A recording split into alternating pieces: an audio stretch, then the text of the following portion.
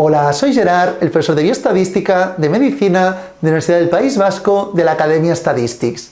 Antes de empezar con el curso como tal, os quería comentar un par de aspectos sobre el funcionamiento del mismo.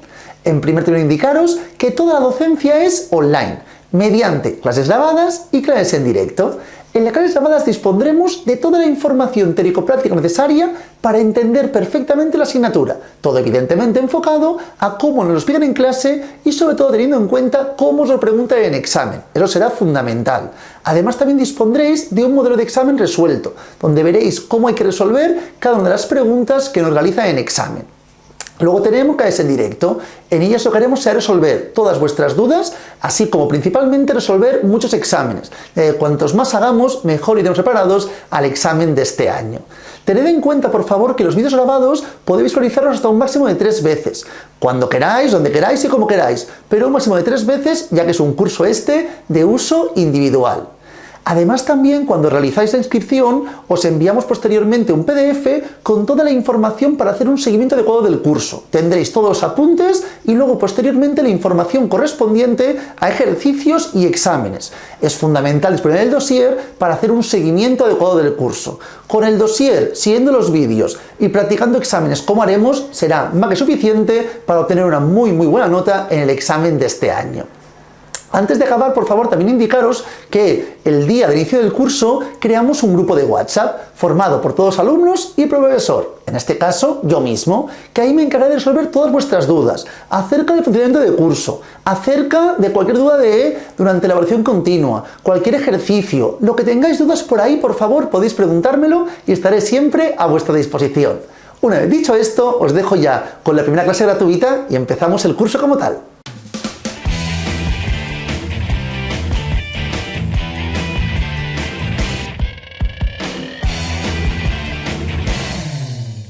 Nos adentramos ya en la información teórico-práctica de la asignatura. Indicaros en primer término, por favor, que la primera parte de la clase de hoy puede que sea un poquitín más aburrida, un poco más tediosa, ya que trabajaremos distintos conceptos teóricos que serán fundamentales entenderlos bien, ¿de acuerdo? Para luego, posteriormente ya, poder adentrarnos en mayor medida en las partes más de ejercicios numéricos, más prácticas, que serán más amenas, ¿de acuerdo? Entonces, en principio, desde la página 2 hasta la página 4, comentaremos los aspectos más bien teóricos, y a partir de las 6 ya estaremos en una vertiente mucho más práctica. Empecemos, por favor, en la página 2, parte superior. Aquí empiezan hablándonos de la importancia de la estadística, en este caso dentro de la medicina, y que nos sirve para dar contestación a 3 preguntas básicas. La información de qué me pasa, es decir, el diagnóstico correspondiente, si es grave o no lo es decir, el pronóstico y qué podemos hacer, qué puedo hacer ante dicho diagnóstico, es decir, el tratamiento. Por lo tanto, aquí trabajaremos evidentemente con la ayuda de la estadística, que será una herramienta fundamental que nos va a ayudar en este proceso. A partir de aquí, si os fijáis, nos habla de la facilitación que nos permite la bioestadística y nos dice que se puede diferenciar en 2 vertientes, dentro de la medicina clínica y en la comunidad, es decir, la vertiente más de la epidemiología, que es más genérico sobre todo la población. Dentro de la medicina clínica tenemos los 3 puntos, que son las 3 preguntas que ya hemos indicado anteriormente. ¿Qué me pasa? El diagnóstico. ¿Es grave? Que es el pronóstico. Y ¿qué puedo hacer? Que corresponde al tratamiento. Dentro del diagnóstico, básicamente, la bioestadística nos ayudará a la toma de decisiones sobre la enfermedad que tiene el paciente. Es decir, estimaremos y conoceremos la probabilidad que hay que el paciente padezca una o varias de las enfermedades a partir de los datos recogidos, ¿de acuerdo? Esta es la información que corresponde al diagnóstico y es la ayuda que nos facilitará la parte de la bioestadística. Luego tenemos la información correspondiente al pronóstico. Como podemos ver en este caso, lo podemos leer, me dice, la bioestadística nos ayuda a tomar decisiones sobre la gravedad de la enfermedad que tiene el paciente. Básicamente, en este caso, la bioestadística nos ayudará a estimar o conocer las probabilidades que el paciente sobreviva a una o diversas enfermedades a partir de los datos recogidos. Es decir, en la parte del pronóstico se estima la probabilidad de que la enfermedad del paciente remita o, por el contrario, progrese. Esta es la información del pronóstico. Y por último, el tratamiento, ¿de acuerdo? Aquí básicamente la bioestadística nos ayudará a diferenciar entre los distintos tratamientos correspondientes que se pueden plantear al paciente según la enfermedad que tenga. Plantearemos distintos tratamientos y elegiremos aquel que sea más acorde al paciente con sus condiciones correspondientes. Luego teníamos también la otra vertiente donde nos ayuda, nos facilita el trabajo, la bioestadística, que es dentro de la epidemiología. Como podemos ver en este caso me dice diagnóstico de salud en la comunidad, ¿de acuerdo? Aquí hablábamos de aspectos más genéricos, anteriormente hablábamos de aspectos más concisos, más precisos, ¿de acuerdo? Una vez hemos comentado esta información, un aspecto fundamental dentro de la estadística, el primordial básicamente, sería la información correspondiente a la variable. Variable se diferencia, evidentemente es antagónico, al concepto de una constante. La constante es aquello que no cambia nunca. Por el contrario, cuando hablamos de una variable, es algo que evidentemente va cambiando, ¿de acuerdo? Entonces, cuando tenemos la información de la página 2, parte central, inferior por el concepto de variable, ahí ve que tenemos 3 puntos negrizos. El primer punto negrizo me dice, la incertidumbre que nos podemos encontrar en la medicina proviene de ¿qué? Evidentemente en la medicina no trabajaremos nunca con características que no cambian nunca, no trabajaremos con constantes, es decir, el mismo tratamiento no es igual para todos los pacientes, no funcionará igual, ¿de acuerdo? Igual que si alguien tiene ciertos síntomas no corresponderá siempre al mismo diagnóstico, siempre habrá variabilidad, no habrá una constante que se repita el 100% de los casos. Por ese motivo, la incertidumbre, la variabilidad que en este caso nos podemos encontrar en la medicina proviene, valga la redundancia, de la variabilidad, de los diferentes que son las personas y las situaciones. Evidentemente un tratamiento en distintas situaciones pues tendrá un efecto distinto y también sobre distintas personas. Esa es la idea correspondiente a la incertidumbre, que proviene de la variabilidad de las diferentes personas y situaciones en las que estemos trabajando. El segundo punto negrizo no lo tenéis marcado, pero básicamente hace referencia a que el hecho de que la situación de cada paciente sea única en muchos aspectos introduce este concepto de variabilidad y también evidentemente de incertidumbre. Cada suelo tiene sus condicionantes, tanto genéticos como situacionales. Por lo tanto, ello evidentemente comporta esta variabilidad. Y la principal causa de esta incertidumbre, de esta variabilidad, se puede situar en la variabilidad biológica, que proviene principalmente de la vertiente genética, ¿de acuerdo? Dentro de la variabilidad biológica diferenciamos dos vertientes, dos tipos de variación, que es la que tenemos ya a continuación. Repito, esta primera parte es más bien de analizar los distintos conceptos, tenerlos claros, para que cuando luego planteemos la parte más bien práctica numérica, la base la tengamos bien aprendida. Es un poco, repito, aburrido, pero bueno, que tengamos estos conceptos en un primer término bien aprendidos. Entonces, diferenciamos dos tipos de variación, la intraindividual y la interindividual. Intraindividuales dentro del mismo sujeto, dentro del mismo paciente, que varía de una situación a otra. Por ejemplo, si yo me mido la presión, ¿de acuerdo? ¿Mediré siempre la misma presión si lo realizo durante 10 veces en 10 días consecutivos? No, habrá una variación, una variabilidad, habrá unos cambios, ¿de acuerdo? O por ejemplo, si me peso durante 10 días seguidos, o los días que sean, me es indistinto. Si me peso, ¿pesaré siempre lo mismo? Evidentemente no, el peso puede variar, aunque sean unos pocos gramos, pero será variante, habrá variabilidad. Esa es la información correspondiente a la variación intraindividual en el mismo paciente, en el mismo sujeto, de una situación a otra de forma continua. Y luego tenemos la variabilidad interindividual. Aquí es la variación entre individuos, entre pacientes. Por ejemplo, si hablamos del color de pelo, hablamos del género, de la esperanza de vida, evidentemente son aspectos donde tendremos cada individuo con su información correspondiente. Variabilidad, repito, interindividual, entre sujetos. En cambio, la variabilidad intraindividual dentro de los sujetos. A partir de aquí, por favor, en medicina nos interesan básicamente 3 tipos de variables, las que hacen referencia a las personas, que están evidentemente relacionadas con el individuo, las que hacen referencia al tiempo, el momento y el contexto histórico, y las que hacen referencia al lugar. Son los 3 tipos de variables que dentro de la medicina trabajaremos en mayor medida. Una vez visto esto, analizamos los tipos de variables. Vamos a diferenciar en este caso la información de variables categóricas y variables numéricas. Para ello voy a explicar un poco, a grandes rasgos, la información de la estadística, cuál es el objetivo primordial y la información que nos aportan las variables. Básicamente, generalmente el objetivo de la estadística es estudiar la población, pero muchas veces la población está formada por infinitos individuos, o muchos individuos, más bien dicho, y es imposible estudiar todos los individuos que forman parte de la población. Por ejemplo, yo quiero estudiar la información correspondiente a la media de altura en el País Vasco, ¿de acuerdo? Perfectísimo.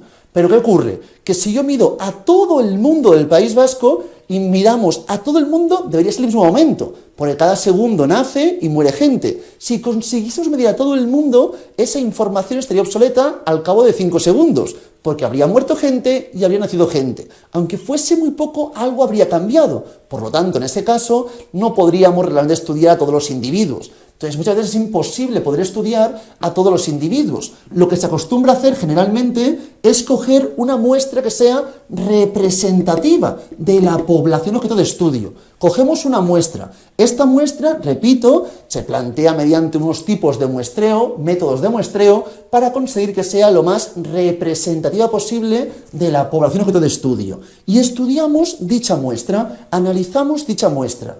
Esta es la vertiente que luego comentaremos, que corresponde a la estadística descriptiva. Cuando describiremos la muestra, analizaremos la muestra.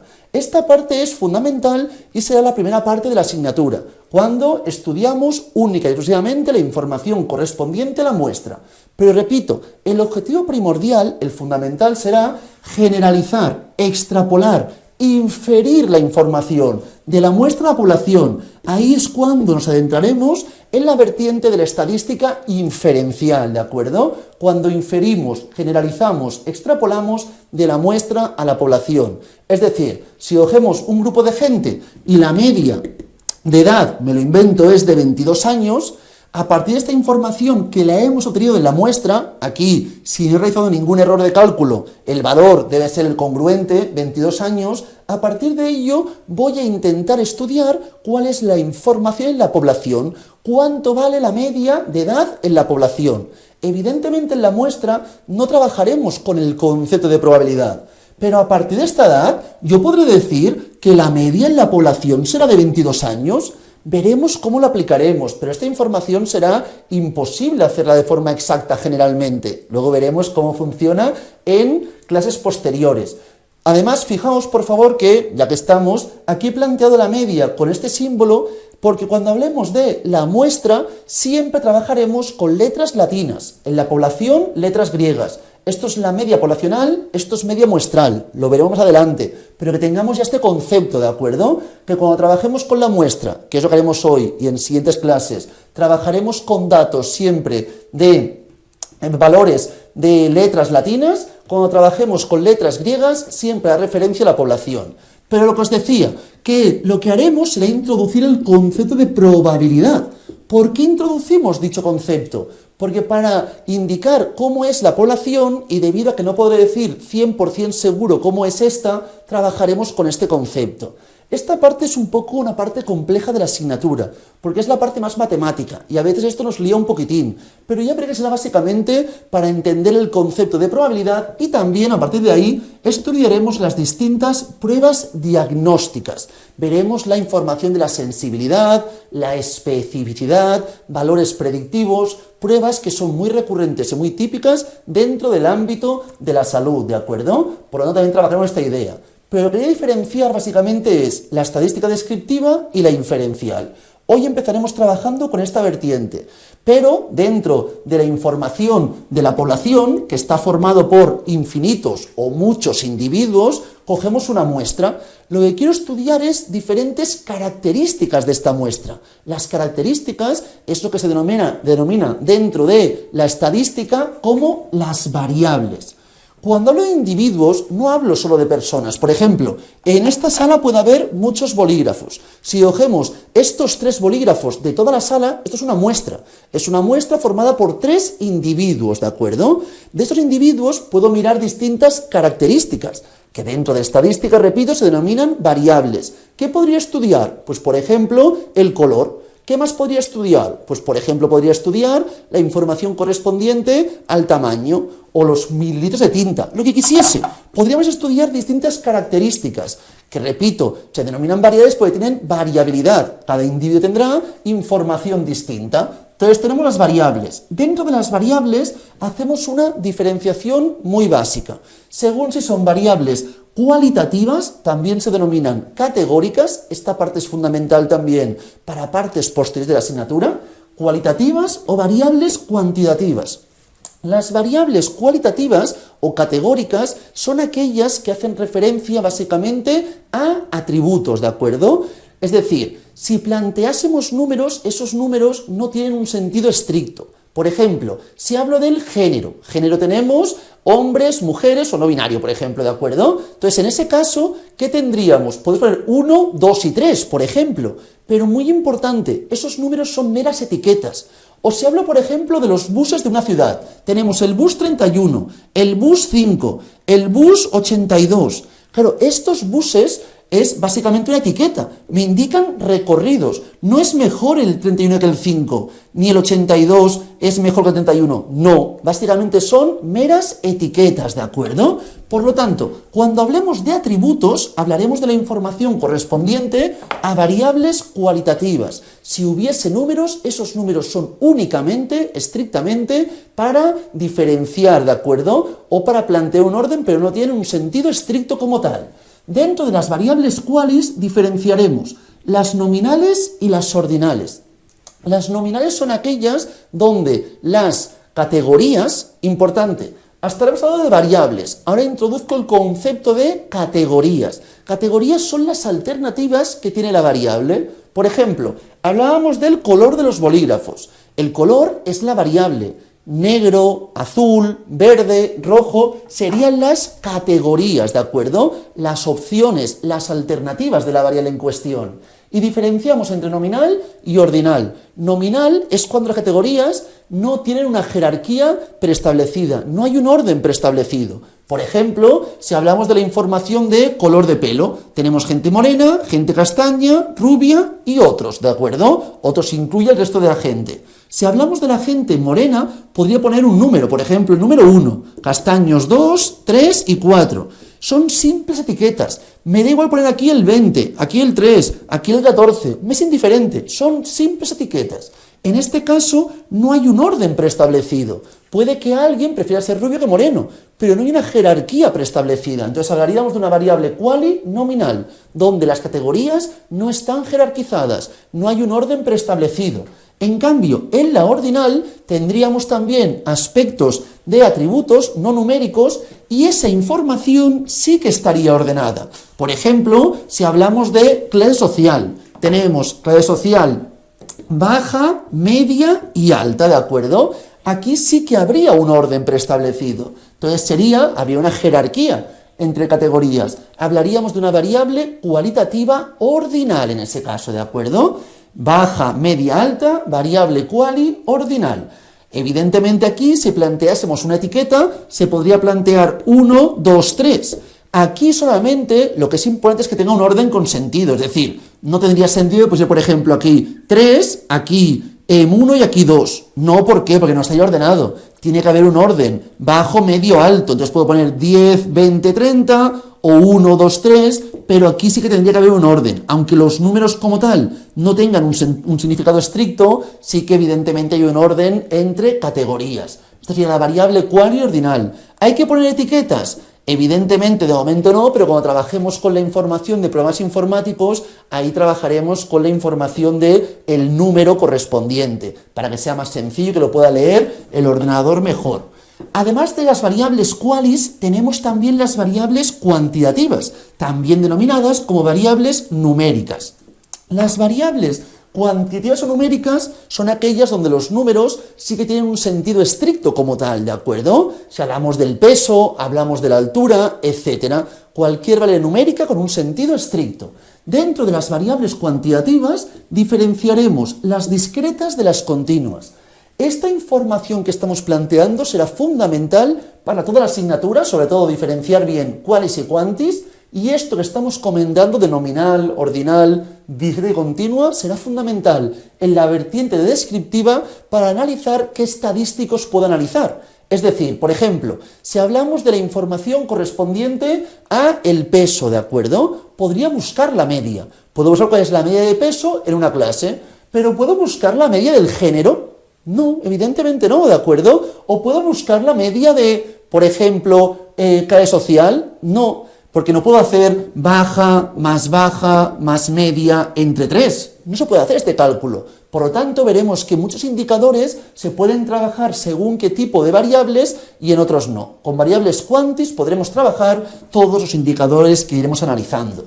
Pero dentro de las quantis, repito, diferenciamos las discretas de las continuas. Discretas son aquellas que entre dos valores consecutivos no puede haber ningún valor. En cambio, en las continuas, entre dos consecutivos puede haber infinitos valores. En las continuas dependerá básicamente de lo sensible que sea el instrumento de medida para poder ser más preciso. En las discretas no, porque no puede haber entre dos valores consecutivos ningún valor. Por ejemplo, se habla del número de hijos. Puedes tener 0 hijos, 1 hijo, 2 hijos y así progresivamente. Entre 0 hijos y 1 hijo, aunque tenga una herramienta súper precisa, no puedo ser más concreto. O tienes 0 o tienes 1 hijo. En cambio, las continuas sería, por ejemplo, el peso. Entre pesar 80 y 81 kilos. Según la sensibilidad de la herramienta de medida, cada vez podré ser más y más preciso, ¿de acuerdo? Estos serían los ejemplos de variables continuas. Primordial diferenciar bien esta información. A partir de aquí también tenemos las escalas. Relacionado con la información anterior, diferenciaremos escala nominal, escala ordinal, escala de intervalo y escala de razón, ¿de acuerdo? Cada una es un poco más compleja que la anterior. Es decir, las características de la nominal también las tendrá la ordinal, pero añadiendo más características. Las características que corresponden a escala de intervalo incluirán las características de las anteriores, pero añadiremos más características, y la de razón tendrá las anteriores características, pero añadiremos más aspectos, ¿de acuerdo? Básicamente, cuando trabajamos con la escala nominal, estamos trabajando con la información correspondiente a variable de tipo cualitativo en ese caso. Y aquí únicamente nos sirve para diferenciar. Diferenciaremos entre distintas, muy importantes categorías. Rubios, morenos, castaños y otros, por ejemplo. Solamente es para etiquetar, para diferenciar. No hay un orden ni nada más. Solamente me sirve para poder diferenciar entre grupos. Importante, por favor, las diferentes categorías, si antes hablaba, por ejemplo, de moreno, castaño, rubio y otros, ¿de acuerdo? Es primordial que estas categorías sean mutuamente excluyentes y también sean exhaustivas. ¿Qué quiere decir sean mutuamente excluyentes? Es decir, si, ojo, un individuo cualquiera, es imposible que al mismo tiempo esté en más de una categoría. Es decir, cuando hablamos de que sea mutuamente excluyente, cada individuo solo puede estar como máximo en una categoría. Esa es la idea de mutuamente excluyente. No puede ser que alguien esté en morenos y castaños, o está en morenos o está en castaños, ¿de acuerdo? Y exhaustivas quiere decir que si, por ejemplo, aquí no hubiese añadido la opción otros, ¿de acuerdo? ¿Qué ocurriría? Me viene un individuo y este individuo es pelirrojo. ¿Dónde lo incluyo? No lo puedo incluir en ninguna. Entonces, ahí habría un problema de exhaustividad. Exhaustividad es que cada individuo debe estar como mínimo en una categoría. Si juntamos ambas cosas, tendremos que cada individuo estará como mínimo y como máximo en una sola categoría, ¿de acuerdo? Es la idea correspondiente a las condiciones de las categorías, que también se va a dar en las siguientes escalas.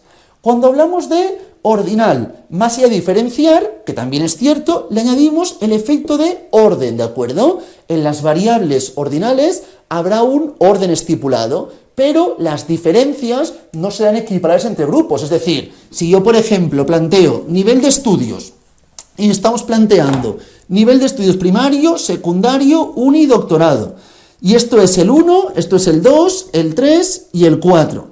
¿La diferencia del 1 al 2 es igual que el 2 al 3? No, aquí las diferencias no están estipuladas. Aquí solamente está la información correspondiente a un orden, ¿de acuerdo? Pero, repito, no habría en este caso las diferencias equivalentes. Solamente habría un orden, que es la información que estamos planteando. Luego añadimos también la escala de intervalo, que consta básicamente de una unidad de medida que es constante y por lo tanto va a permitir valorar la diferencia entre categorías. Valora la diferencia entre valores, ¿de acuerdo? Es decir, cuando hablemos de la información de intervalo, si tenemos, por ejemplo, la diferencia en temperatura de 10 grados a 11 grados, sabemos que la diferencia en grados es la misma que hay entre 49 y 50, porque la diferencia es de 1 grado. Aquí no podíamos analizarlo cuando hablábamos de variables en escala ordinal. En escala de intervalo sí. Entonces tenemos que, al tener, repito, unidad de medida constante, nos permite valorar la diferencia entre dos categorías. Básicamente, en escala de intervalo, para poder diferenciarlo bien con la escala de razón que ahora comentaremos, en la escala de intervalo el 0 es un 0 relativo, un 0 arbitrario. Es decir, el 0 depende del investigador. Por eso he planteado la escala correspondiente a la temperatura, porque la temperatura, básicamente, el 0 depende del investigador. Tenemos escala Celsius, escala Fahrenheit, donde el 0 es un 0 distinto, ¿de acuerdo? El 0 no es un 0 absoluto. Es decir, la temperatura, como otros muchos ejemplos, el 0 no nos indica la ausencia de la característica, sino que es un valor más, ¿de acuerdo? Y de forma arbitraria, por algún investigador, determinan que ese valor 0. En cambio, en la escala de razón, el 0 es un 0 absoluto. Es decir, escala de razón tiene toda la información anterior, pero añadimos que el 0 es absoluto. ¿Qué quiere decir ello? Que el 0 indica la ausencia de la característica. Por ejemplo, si hablamos de la altura, 0 es que no existe, entonces 0 es indicativo de la ausencia de la característica y no depende del investigador, es la información del 0 absoluto. Esta es la información de las escalas, es importante pero menos importante de lo que comentamos anteriormente, entre cuantis continuas, discretas, para cuando hagamos ahora mismo la vertiente correspondiente a la estadística descriptiva. Para que veamos un ejemplo, por favor, si os hablo de la edad, ¿qué me diríais, por favor? Diríamos que es una variable, evidentemente, cuantitativa. Hablamos de aspectos numéricos. Dentro de cuantitativa, ¿qué es? ¿Discreta o continua? Pues sabemos que es continua, porque según la sensibilidad de la herramienta de medida, puedo ser cada vez más y más preciso al medir la edad. Generalmente se mide en años, es cierto, pero se puede medir en meses, en días, en segundos, milisegundos y así progresivamente. Por eso hablaríamos de una variable continua. Y respecto a la escala, ¿qué diríamos? ¿El 0 absoluto? ¿0 indica la ausencia de la característica? Evidentemente sí, por lo tanto hablamos de una escala de razón, ¿de acuerdo? En este caso, la edad correspondería a una escala de razón. Esta es la idea de los tipos de escalas y la información de tipos de variables. Una vez visto esto, en la parte inferior, por favor, de la página 3, tenemos características de los instrumentos de medida. Y tenemos la sensibilidad, la fidelidad o fiabilidad y la precisión. Cuando hablamos de la sensibilidad, básicamente, estudiamos un instrumento de medida. Será sensible cuanta más pequeña sea la cantidad que puede medir. Es decir, cuanto más concreto pueda llegar a ser, más sensible será ese instrumento de medida. Como decíamos anteriormente, una báscula que solo pesa kilos tendrá sensibilidad que corresponderá como máximo 70-71 kilos, pero será más sensible si trabajásemos con una báscula que llega a pesar gramos, y así progresivamente. La menor división de la escala es lo que entendemos como el umbral de sensibilidad del aparato de medida. Aquí lo tenéis indicado. Luego tenemos la fidelidad, también denominado como fiabilidad. Son sinónimos, ¿de acuerdo? Un aparato será fiable o será fiel si reproduce el mismo valor cuando repetimos el proceso de medida. Es decir, si yo me peso en una báscula y peso 84 kilos, me peso al cabo de un segundo y peso 95, algo está mal. Este instrumento, en este caso la información de la báscula, no sería fiable, no sería fiel, ¿de acuerdo? Para que sea fiel debería tener siempre puntuaciones parecidas cuando repetimos el proceso de medida en condiciones parejas. Es decir, si yo me peso 10 veces seguidas, la báscula debería dar 10 pesos prácticamente iguales, ¿de acuerdo? Es la idea correspondiente a la fidelidad. Y luego tenemos la precisión, que básicamente es la relación, sin la cercanía de las puntuaciones obtenidas con el instrumento respecto a la puntuación real. Es decir, para que lo veamos todo el mundo, si tenemos la información de una báscula, mi peso real es de 86 kilos, Yo me peso y peso 81 en la báscula. Vuelvo a pesarme 81,1. Vuelvo a hacerlo 81. Vuelvo a hacerlo 81,2. Vuelvo a hacerlo 81. 80,9. En este caso diríamos que el instrumento es fiable, es fiel, porque al repetir el proceso de medida las puntuaciones son parejas, pero no es preciso, porque no está midiendo aquello que realmente queremos medir, el valor verdadero, ¿de acuerdo? Una vez tenemos esta información, si os fijáis, por favor, en la página 4 ya tenemos también los conceptos de estadística descriptiva y estadística inferencial. Estadística descriptiva, como podemos leer, son procedimientos para organizar y resumir conjuntos de observaciones que hacen referencia estrictamente a la muestra, ¿de acuerdo? Trabajaremos con aspectos gráficos, con tablas, estadísticos, básicamente serán las tres vertientes: gráficos, tablas y diferentes medidas, estadísticos, valores numéricos. Y, repito, hacen referencia a casos de la muestra. En cambio, la estadística inferencial, como decíamos, cuando generalizamos, extrapolamos, inferimos los datos de la muestra de la población, son los métodos empleados para inferir algo acerca de una población basándonos en los datos obtenidos a partir de una muestra, ¿de acuerdo? Es decir, a partir de la muestra inferimos, generalizamos los datos a toda la población. Y luego, para finalizar, antes de adentrarnos ya en la parte correspondiente a aspectos más numéricos, tenemos la información de los datos biomédicos. Esto básicamente será para plantear de la forma adecuada las bases de datos, la matriz de datos. Esta parte parece una tontería, pero es fundamental. Muchas veces, en muchas investigaciones, el problema inicial es que está mal realizada la base de datos y ello comporta dificultades luego para realizar el análisis. Entonces me dice, ¿cómo recoger datos biomédicos? Y diferenciamos si hablamos de variable quali o, por el contrario, una variable cuantitativa. Mirad, en variables cualitativas, en primer término se plantean las categorías de las variables. Si hablamos, por ejemplo, de la información correspondiente al color de pelo, se puede plantear rubio no rubio, rubio moreno y otros, rubio moreno, castaño, pelirrojo, calvo, color teñido y otros, lo que queramos. Entonces tenemos que indicar qué categorías planteamos, ¿de acuerdo? Y seguidamente, generalmente, se establece una codificación numérica de las variables, de las categorías. Es decir, si planteamos rubio, moreno, castaño y otros, planteamos un valor numérico a cada categoría generalmente, ¿de acuerdo? Tened en cuenta, en el punto 2, punto blanquecino, que ya lo he comentado anteriormente, que si la variable es una variable de escala ordinal, la codificación numérica debe seguir un orden. Si planteamos, repito, clase social baja, media y alta, esto si es 3, este no puede ser un valor 3 o inferior. Tiene que ser o 4, o 5, o 6, el que sea, me da igual, como si pongo 9, aquí 505. No me importa la diferencia, porque no estudio la diferencia, pero sí que tiene que haber el orden preestablecido correspondiente. En cambio, si la variable es una variable cuantitativa, se trabaja con todos los números según la unidad de medida que estemos trabajando, ¿de acuerdo? Si hablamos de variables discretas, con números enteros; si es variables continuas, trabajaremos con datos decimales, como sensible sea el instrumento con el que estemos midiendo la información. Y en segundo término, indicar que posteriormente se puede categorizar. Esto lo veremos luego cuando trabajemos con intervalos, pero muchas veces me interesa la variable categorizada, es decir, más que categorizada, la variable se puede agrupar en categorías, ¿de acuerdo?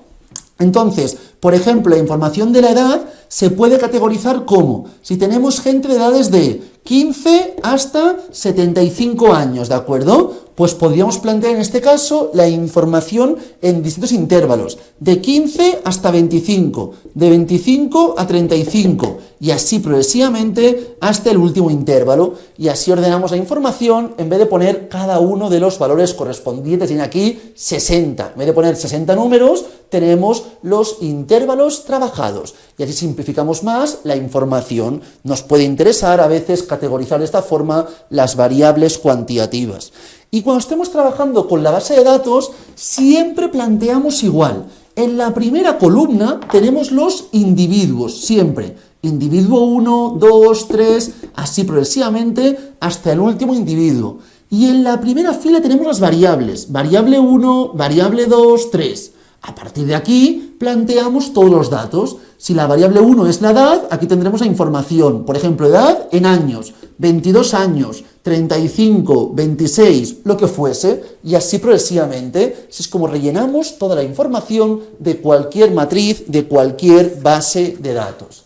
Una vez visto esto, ahora nos adentramos ya en la información correspondiente a la vertiente de estadística descriptiva. Trabajaremos tanto con tablas como con la información de gráficos, como con la información correspondiente a las distintas medidas, ¿de acuerdo? Indicadores, valores numéricos. Será primordial, por favor, que diferenciemos bien, en primer término, el tipo de variable. Pues según el tipo de variable, la tabla podrá tener unas características u otras, y también los gráficos serán unos u otros, y las medidas que podemos trabajar serán también unas u otras. Por lo tanto, será fundamental siempre diferenciar bien el tipo de variable.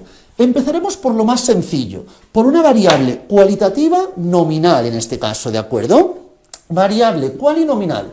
Cuando tengamos una variable cualinominal, voy a plantear el ejemplo que antes decía del color de pelo. En este caso trabajamos con 4 categorías. Siempre categorías deben ser mutuamente excluyentes y exhaustivas. Por ejemplo, en este caso os planteo la información correspondiente a morenos, rubios, castaños y otros, ¿de acuerdo? Esta es la información de las diferentes categorías. Seguidamente, en las tablas, ¿por qué planteo en una tabla la información? Imagino que tenemos, por ejemplo, 1000 sujetos, ¿de acuerdo? 1 hasta el sujeto 1000. Y aquí tenemos el color de pelo, ¿de acuerdo? Y tenemos moreno, rubio, moreno, castaño. Claro, la información así es muy compleja poder leerla bien y entenderla bien. Podremos analizar, pero la información será totalmente información con poco sentido. Entonces, aquí lo que haremos será plantear la información en una tabla para que sea más visual, y luego también trabajaremos con gráficos e indicadores para poder analizar la información de forma mucho más estricta. Para plantear la tabla de frecuencias, que es como se denomina a la que ahora voy a realizar, trabajamos con las categorías y seguidamente planteamos la información correspondiente a las frecuencias absolutas, ¿de acuerdo? Generalmente se plantea con F sub i.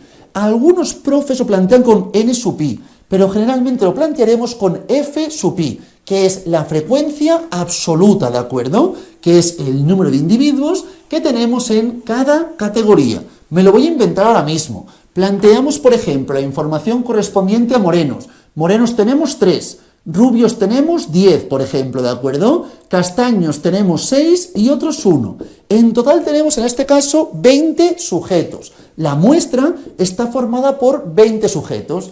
Esto, repito, son las frecuencias absolutas y puedo decir, si quiero, individuales, porque hacen referencia a cada categoría. Seguidamente podría plantear las frecuencias absolutas acumuladas. Luego explicaré que algunas de las tablas, de las columnas, mejor dicho, que estoy planteando no tienen sentido, pero explicaremos luego el motivo por el cual no tienen sentido. Entonces, tenemos la frecuencia absoluta acumulada, que consiste en ir acumulando la información. 3 más 10, 13, más 6, 19, más 1, 20. Siempre la última categoría en la columna de frecuencia absoluta acumulada tiene que ser equivalente al tamaño de la muestra. Siempre es siempre, ¿de acuerdo? Tenemos la frecuencia absoluta y la frecuencia absoluta acumulada. Luego tenemos la frecuencia relativa. La frecuencia relativa, que algunos profes la plantean con F sub i, si han planteado que N sub i era la frecuencia absoluta, repito, plantearemos frecuencia absoluta con F sub i y la frecuencia relativa con H sub i. Pero algunos profes, bueno, alguna información podréis ver que la frecuencia absoluta se plantea con N sub i y la relativa con F sub i. Ahora mismo no voy a explicarlo más para no confundirlos en exceso. Entonces, la frecuencia relativa es una proporción, que sería básicamente la información de la frecuencia absoluta, F sub i, entre N. Es decir, aquí 3 entre 20, 0,15. Esta es la frecuencia relativa. 10 entre 20, 0,5. 6 entre 20, 0,3, ¿de acuerdo? Y 1 entre 20, 0,05. Este sumatorio, el sumatorio de las frecuencias relativas, siempre debe ser 1. Mirad, 0,15, 0,5, 0,65, 0,95, perdonad, y 1. Así es como planteamos las frecuencias relativas. Y seguidamente planteamos las frecuencias relativas acumuladas, que consisten en ir acumulando 0,15 más 0,5, 0,65 más 0,3, 0,95 más 0,05, 1. Siempre la última categoría de la frecuencia relativa acumulada debe ser 1. Siempre es siempre. Pero os comentaba, por favor, que en este caso hay dos columnas que no tienen ningún sentido. ¿Por qué? Porque cuando hablamos de la información de variables qualis nominales, no hay un orden preestablecido. Entonces pueden preguntarme, ¿cuántas personas son rubias? Rubias son 10 personas. ¿Qué proporción de personas son castañas? El 0,3. ¿Qué porcentaje de personas son morenas? Si la frecuencia la multiplico por 100, diríamos el 15%. 15% son morenas. Pero si me preguntasen, ¿cuántas personas son como máximo rubias? ¿Qué incluye como máximo rubias? ¿Qué hay por debajo? No hay un orden. Por eso las acumuladas no tienen ningún sentido, ¿de acuerdo? Cuando trabajemos con variables cualitativas nominales, variables qualis nominales, la información correspondiente a las tablas de frecuencia se pueden plantear, pero sin añadir las acumuladas. Únicamente plantearíamos la información correspondiente a las tablas de frecuencia. Si hablásemos de variables ordinales, en este caso, las tablas de frecuencia se pueden añadir también las acumuladas. Mirad, por favor, si os hablo, por ejemplo, de nivel de estudios, para no cambiar datos y no perder tiempo, planteamos misma información. Ahora nivel de estudios, primario, secundario, uni y doctorado, ¿de acuerdo? Estudios primarios, secundarios, universitarios o estudios doctorados. A partir de aquí, por favor, yo os puedo preguntar, ¿cuánta gente tiene estudios exactamente secundarios? Ni más ni menos, que tenga exactamente estudios secundarios. 10 personas. Pero os podría preguntar, ¿cuánta gente tiene estudios secundarios o menos? Estudios secundarios o menos son 13 personas. Estas 3 de las 10. Aquí sí que puedo mirar la acumulada, ¿de acuerdo? Cuando trabajamos con una información ordenada, sí que tiene sentido trabajar con acumuladas. Os puedo preguntar, ¿qué porcentaje de la gente tiene estudios secundarios o menores? Estudios secundarios o menores serían el 65%. 65% tiene estudios secundarios o inferiores, ¿de acuerdo? Os puedo preguntar, ¿qué porcentaje de personas tienen estudios universitarios o superiores? El 35%. 35% tienen estudios universitarios o superiores. Esta es la información correspondiente a las ordinales. Lo mismo de antes, pero añadiendo las acumuladas, ¿de acuerdo? Aparte de esta información, respecto a tabla de frecuencias, lo hemos comentado. Pero además de tabla de frecuencias, cuando hablamos de una variable quali, también podría mirar la información de los gráficos, ¿de acuerdo?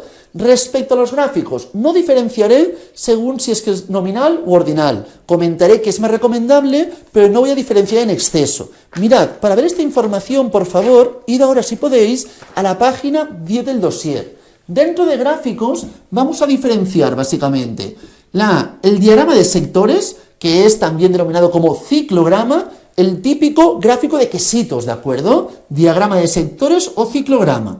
Este gráfico se puede aplicar tanto para variables nominales u ordinales, aunque si la variable es ordinal es más recomendable otro, que ahora comentaremos. Seguido tendremos también el diagrama de barras. El de barras sería la siguiente información. Tenemos las barras para cada una de las categorías. El diagrama de barras se puede plantear tanto para variable quali nominal como ordinal. Pero si la variable fuese ordinal, es más recomendable barras que sectores. Si es nominal, me da igual. Pero si es ordinal, tiene más sentido plantear el diagrama de barras que no el diagrama de sectores. Aunque, repito, podría plantear ambos, ¿de acuerdo? A partir de aquí, cuando planteamos las barras, aquí puedo plantear las frecuencias absolutas o las frecuencias relativas, ¿de acuerdo? Es decir, aquí podríamos plantear frecuencias absolutas y mirar el número de individuos. Por ejemplo, aquí si ponemos primario, secundario, uni y doctorado. Importante, cuando estamos trabajando con esta información, si lo planteásemos en un gráfico, no estaría tan bien ordenado. Por eso es más recomendable barras cuando trabajemos con una variable ordinal. primario 3, secundario 10, universitario 6 y doctorado 1. Así es como nos quedaría. También podría haber planteado lo mismo a partir de las frecuencias relativas. Me es indistinto, como queráis, me quedará exactamente la misma información. Y por último, comentar también el pictograma. El pictograma consiste en asociar a cada categoría la variable de un dibujo, ¿de acuerdo? Entonces planteamos como un diagrama de barras, pero en vez de plantear aquí la información de barras, planteamos o libros, por ejemplo, o la información de primaria, secundaria, pero con algún tipo de gráfico en dibujo, ¿de acuerdo? Planteamos algún dibujito que haga referencia a cada categoría, o repito, cantidad de libros, libros y libros, ¿de acuerdo? Y así vemos dónde hay más gente, es como más visual, más ilustrativo aún, ¿de acuerdo? Esto para variables, repito, cualitativas, nominales u ordinales.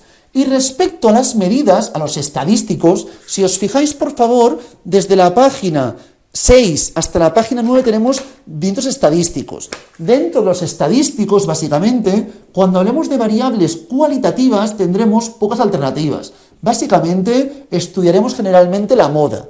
Si fuese una variable ordinal, también se podría mirar la mediana, pero generalmente comentaremos la moda porque la mediana la comentaremos luego con ejemplos numéricos. Repito, nominal u ordinal, moda, aunque si fuese ordinal, también se podría plantear la información de la mediana. La comentaremos luego. De momento, la moda. La moda es la categoría que tiene una mayor frecuencia absoluta. Es decir, si hablábamos anteriormente, por ejemplo, de la información del color de pelo, morenos, rubios, castaños y otros. ¿Cuál sería la moda? La moda es la que tiene una mayor frecuencia absoluta, por lo tanto, la moda es ser rubio. Así como planteo la información, moda es ser rubio. Si esto fuese 10, diríamos que es bimodal. Hay dos modas, ser rubio y otros, ¿de acuerdo? Son las modas, en este caso, bimodal. Si esto también fuese 10, diríamos que es trimodal. Tendríamos tres modas, moreno, rubio y otros.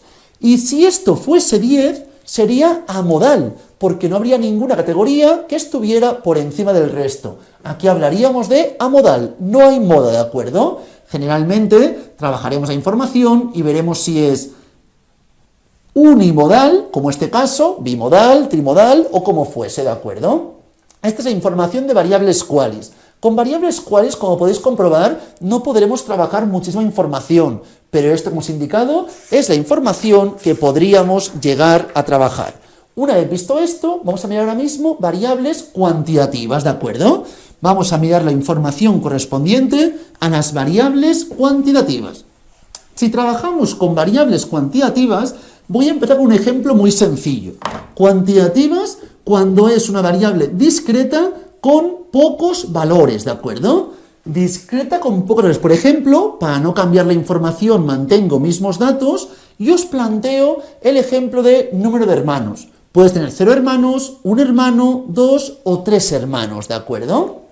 A partir de esta información, ¿qué ocurre? Que tenemos 3 personas tienen 0 hermanos, 10 un hermano, 6 2 y una persona solamente tiene 3 hermanos.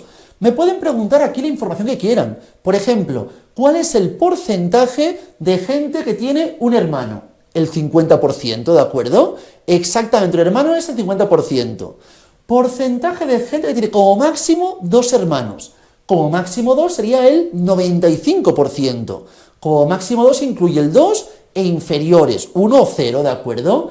Tener como máximo 2, ¿qué porcentaje tiene? Como máximo 2, es decir, 2 o menos, es el 95%. ¿Cuántas personas tienen más de un hermano? 7. 7 personas tienen más de un hermano. Y así me pueden preguntar lo que quieran, ¿de acuerdo? Esto para variables discretas.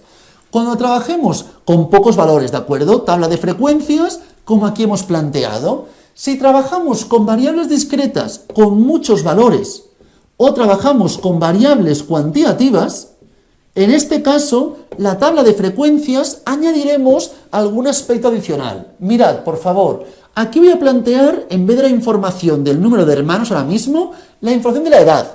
Repito, esto me sirve para variables continuas o variables discretas con muchos valores, ¿de acuerdo? Entonces, ¿qué haríamos en este caso? Lo siguiente, aquí tendríamos, por ejemplo, de 0 a 20 años, ¿de acuerdo? De 20 hasta 40 años. De 40 hasta 60 años. Me lo invento ahora mismo, ¿eh? Y de 60 hasta 80 años, ¿de acuerdo? Esta es la información con la que estamos trabajando en este caso. Este caso que estamos trabajando, en vez de plantear 80 números, que sería mucha información y sería poco ilustrativo, lo planteamos con intervalos. Categorizamos al fin y al cabo la variable para plantear las distintas opciones mediante intervalos. Así es mucho más visual y mucho más sencillo entender mejor la información. Es decir, que tenemos 3 personas que tienen de 0 a 20 años, 10 personas de 20 a 40, 6 de 40 a 60 y una de 60 a 80. Esta información es la que trabajamos cuando estemos trabajando con variables que sean discretas con muchos valores o continuas, ¿de acuerdo? Se plantea con intervalos para que sea más sencilla la información.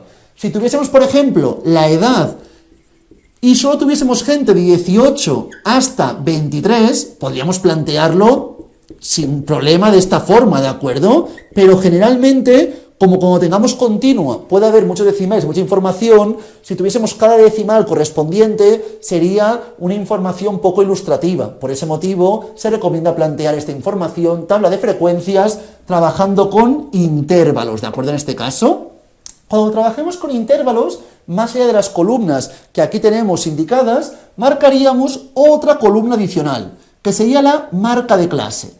Importante, siempre tendremos el límite inferior del intervalo, que es una L, subíndice I-1, hasta L, I+1.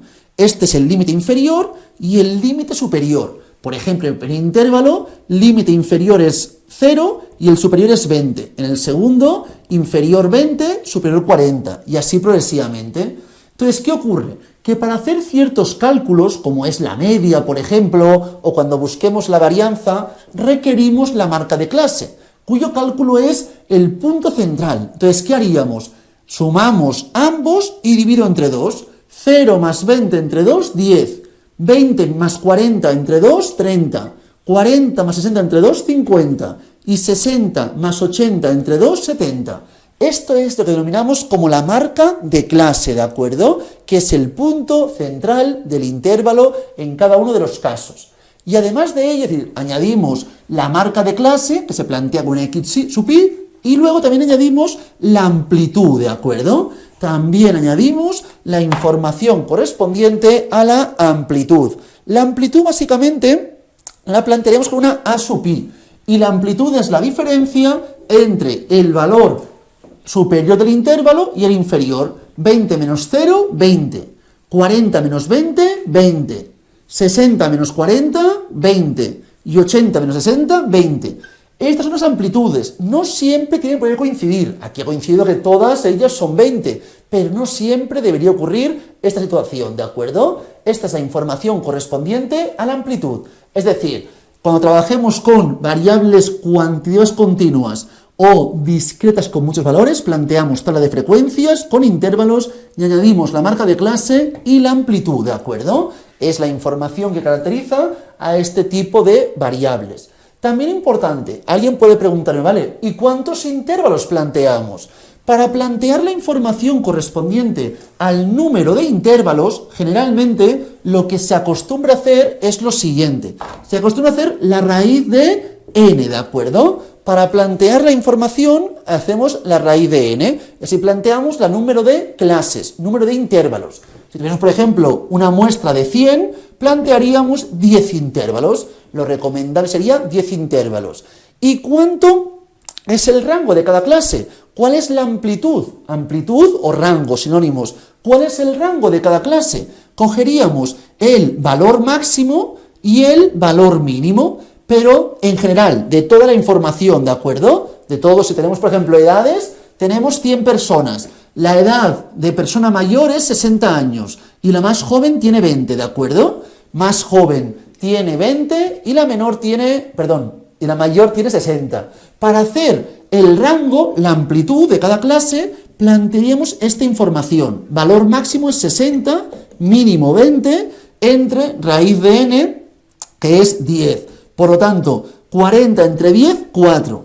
En este caso, si tuviésemos una n de 100 con la información de valor máximo 60 y valor mínimo 20, lo recomendable sería plantear 10 intervalos, el menor, que sería en este caso de 20 a 24, siguiente de 24 a 28, hasta el último, que sería de 56 a 60.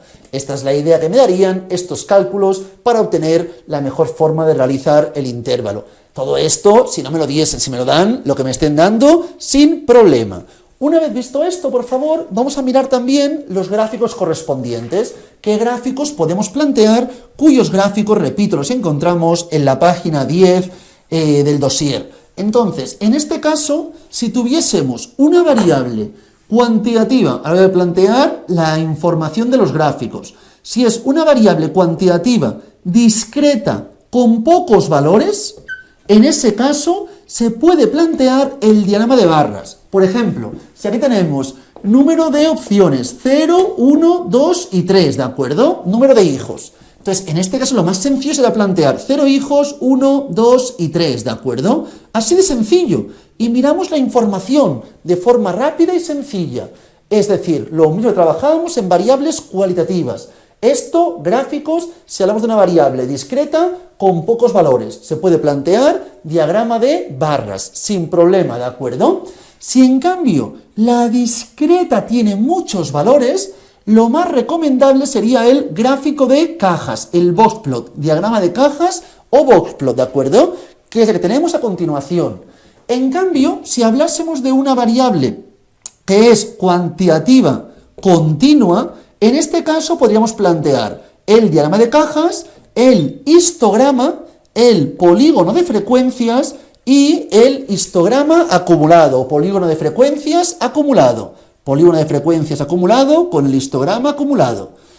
Histogramas y polígono de frecuencias se pueden plantear para variables discretas, se podrían llegar a plantear también, ¿de acuerdo? Esta información también se podría plantear en una variable discreta con muchos valores, pero generalmente, si es discreta con muchos valores, lo más adecuado sería el de cajas, aunque también se podría plantear esta información si estuviésemos trabajando con una variable discreta con muchos valores.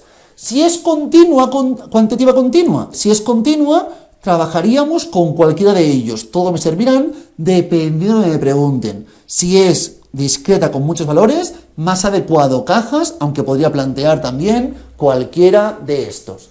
Vamos a comentar cómo funcionan estos gráficos. El de barras no hay ninguna duda, ya lo hemos comentado sin problema. Respecto a los otros, en primer término, empezaré con el histograma. Imaginaos, por favor, que tenemos la información de grupos de edad. Aquí tenemos de 0 a 20 años. Aquí tenemos de 20 a 40. Aquí tenemos de 40 a 60. Y aquí tenemos de 60 a 80 años, ¿de acuerdo?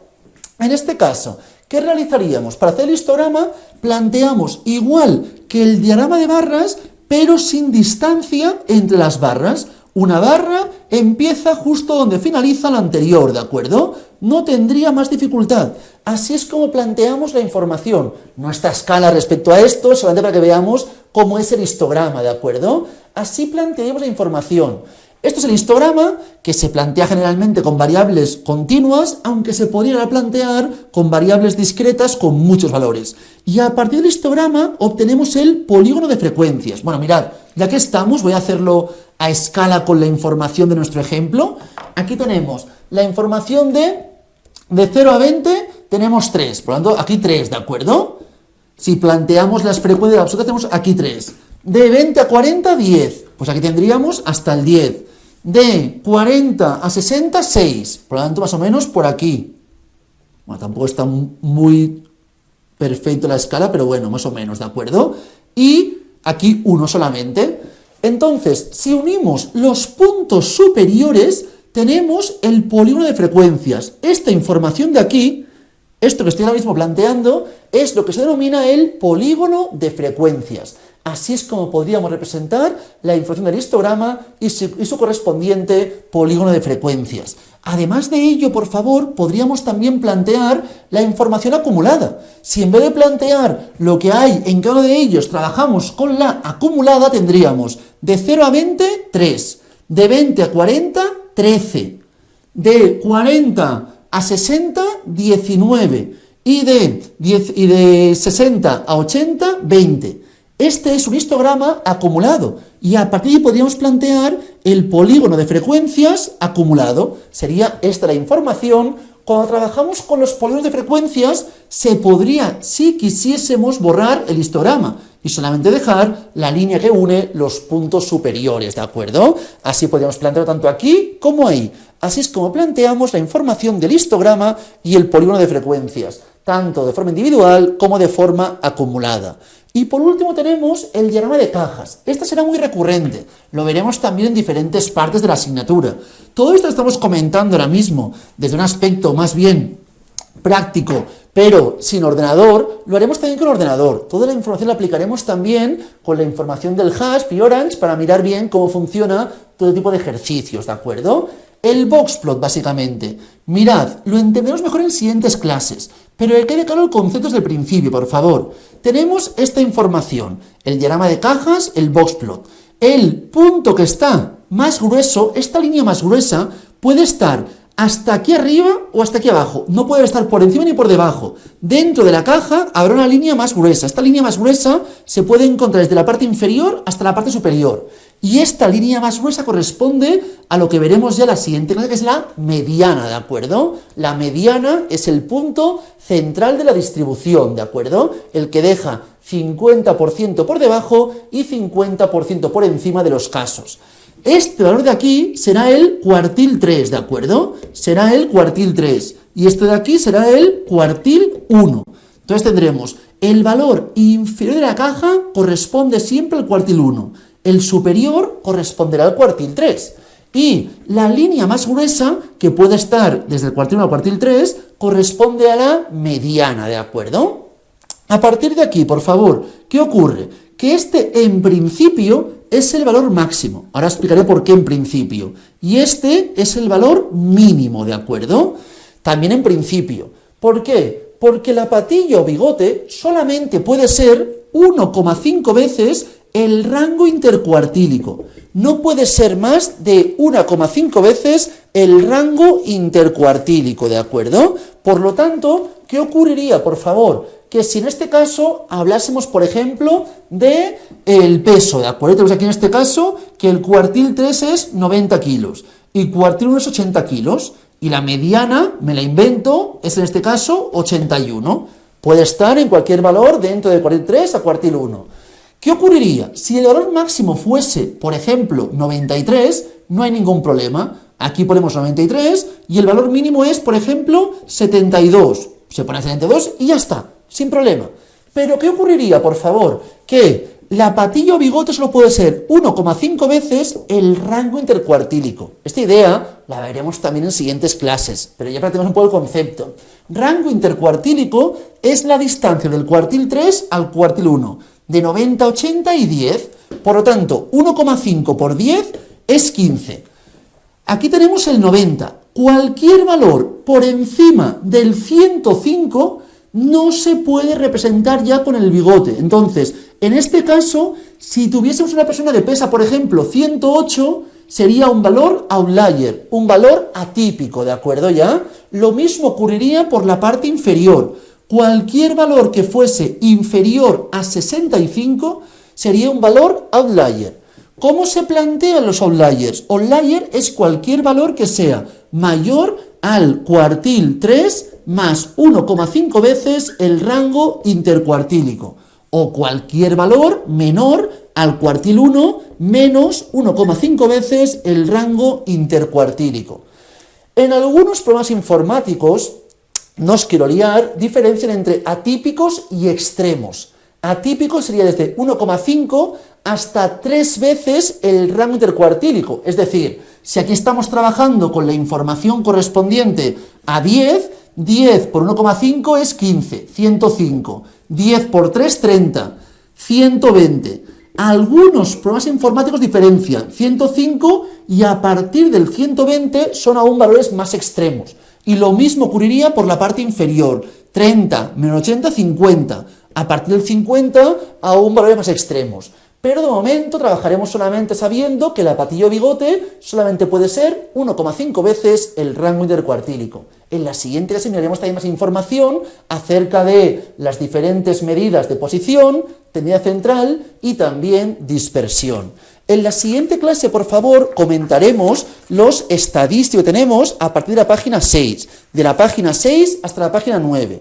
Estos estadísticos son principalmente para variables cuantitativas e iremos indicando toda la información de cómo calcular, cómo llevar a término cada uno de estos ejercicios. Esto lo dejamos ya para la siguiente clase, donde finalizaremos la parte correspondiente a estadística descriptiva univariante, pues estamos trabajando solamente con una variable. También en la siguiente clase empezaremos a comentar ya la información correspondiente a cuando trabajemos con dos variables, estadística descriptiva bivariante. Cualquier duda que tengáis, consulta, lo que sea, por favor, realizádmela sin compromiso por el grupo de WhatsApp. Lo dejamos por aquí hoy y mucha suerte.